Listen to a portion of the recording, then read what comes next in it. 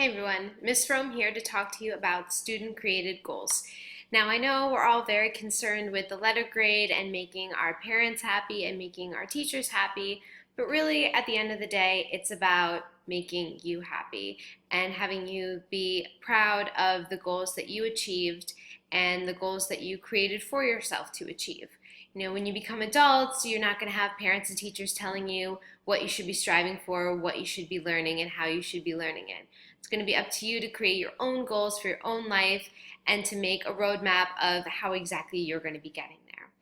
And we start this in school because it allows you to figure out how to create goals, how to set goals, and get the most out of your education. Because although I'm the one giving you the grades, it's really your education. I've already gotten mine. So it's really all about you. And the way that we're going to do student-created goals in school is by using SMART goals. Now, although SMART goals are very smart, that's not exactly what it means. SMART is actually an acronym, which stands for specific, measurable, achievable, realistic, and timely. So let's take a look at what your SMART goals worksheet is going to look like. It's right here. SMART, specific, measurable, achievable, realistic, and timely. Now, specific, we all know what specific means. You don't want to say, I want to improve my writing. There are thousands of ways that you can improve your writing. I want to know exactly what you want to be working on in terms of your writing. Measurable. Now, I know I said that it's not all about the grade, but you do want to have a barometer of how much you want to improve. So do you want to go from the average C essay grade to a B or C to an A? Okay, how big do you want the change to be? Achievable. You want to make sure that you can actually achieve this goal. If you're a D essay writing student, you know, it might not be achievable in one marking period to go from a D to an A, which bleeds into what the R stands for, which is realistic. You want to keep your goals realistic, and that's not to say, you know, don't shoot for the stars, but at the same time, if you never meet your goal because they're not realistic, it's going to disappoint you and it's going to deter you from ever wanting to set another goal again. And lastly, timely. We're going to be doing 4 different SMART goals, 1 for each marking period. Now, I know technically PASCAC has gotten rid of the 4 marking period system, but for the sake of our class, we're going to have 4 marking periods, approximately 10 weeks each. So in order to help structure your first SMART goal, we're going to be using this worksheet that's on the screen right now. So you have your column 1. And the directions are to bold one option from each column. So column 1, you have improve, increase, or decrease. So let's say I want to improve something. So I would bold improve. Then you would go to your second column. Do you want to improve essay writing, your average, your reading, your vocabulary, your score on something, improve late assignments, missing assignments. So let's say I want to improve my essay writing. Always want to improve my essay writing. Okay, then you want to go to the third column. Okay, do you want to improve your essay writing by working on your controlling idea, working on your organization, by reading at least 4 books? You know, the more that you read, the better your writing is. Do you want to work on your mechanics, which is grammar, punctuation, spelling? Okay, so maybe I want to improve my essay writing by working on my mechanics.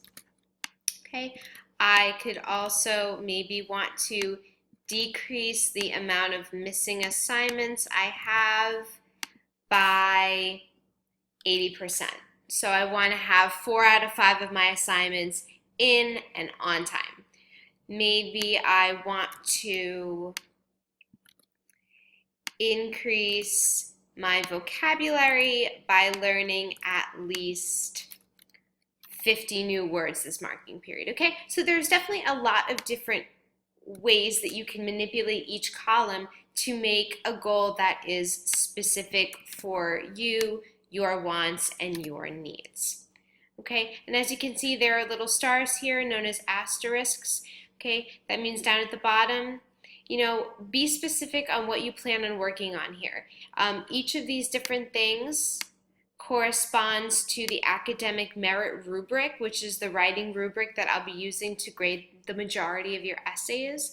So there are different things, let's say in organization, that you could be working on. Organization includes things like creating topic sentences, creating paragraphs that all deal with different topics, transitional words and phrases that help flow one idea to the next or one paragraph to the next. And all those ideas are under the umbrella of organization. So again, we want to be specific. What about organization do you want to improve on?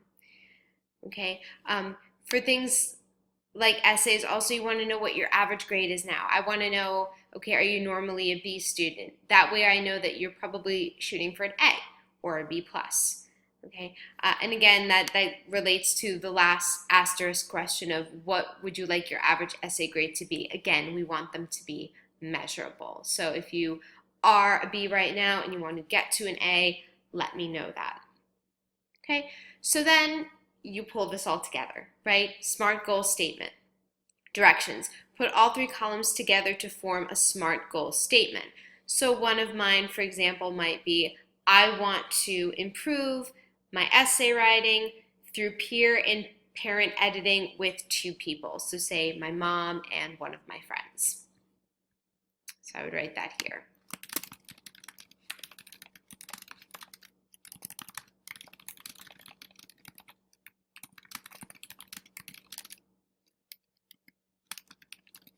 Okay. Specific.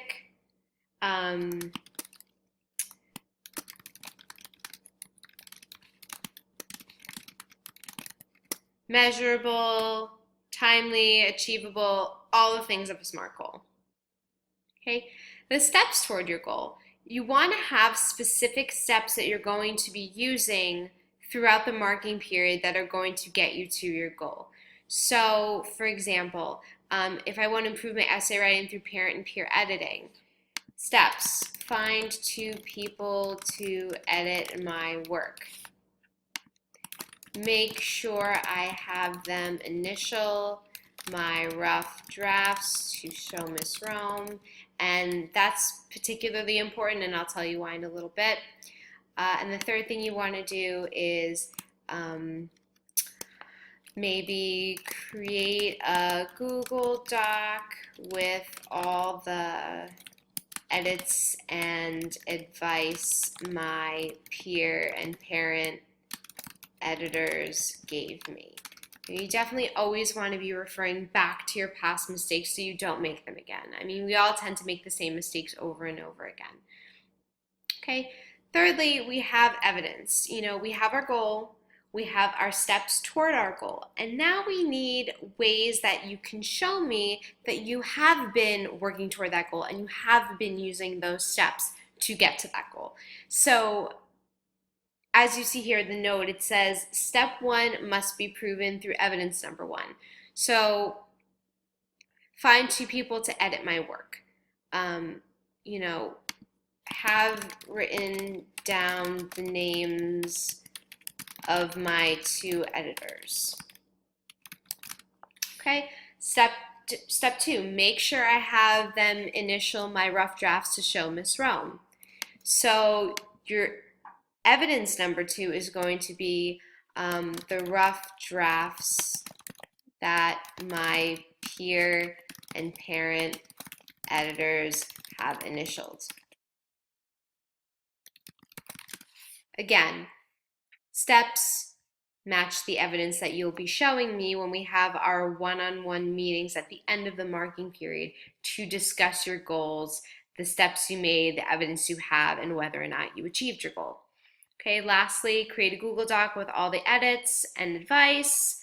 The Google Doc, that's what you're going to be showing me. Make sense?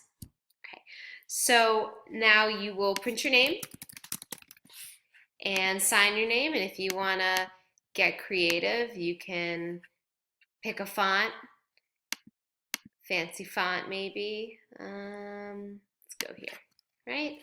Just to make it kind of look like a signature. All right, so that is SMART goals, okay? Specific, measurable, achievable, realistic, and timely. Again, student goals, goals that you set for yourself, are the most powerful that you can make. Not really about what I want from you, what your parents want from you. It's about what you want to explore, what you think your weaknesses are, and what you want for yourself.